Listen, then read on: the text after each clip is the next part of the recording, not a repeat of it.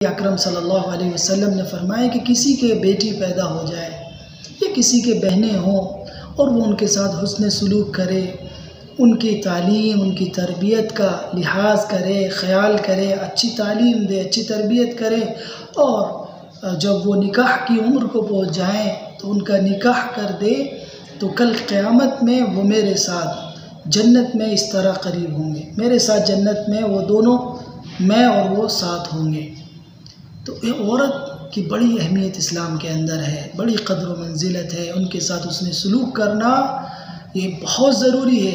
जिस घराने में औरतों के साथ उसने सलूक नहीं होता, उनकी इज़्ज़त नहीं होती, उनकी क़द्र व मंजिलत नहीं होती, उनका लिहाज नहीं होता, वो घर नहीं होता, वो घर बेरौनक हो जाता है।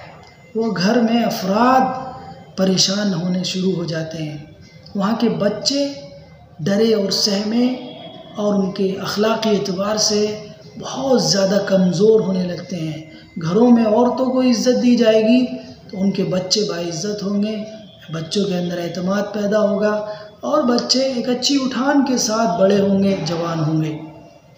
तो औरत माशरे का सबसे अहम हिस्सा है।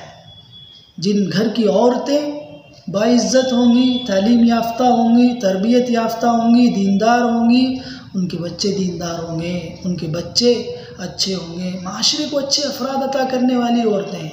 और औरतों को बेइज्जत किया जाए, बेघर कर दिया जाए, उनके साथ उसने सलूक न किया जाए तो फिर माशरा तबाही के दहाने पर पहुंच जाता है।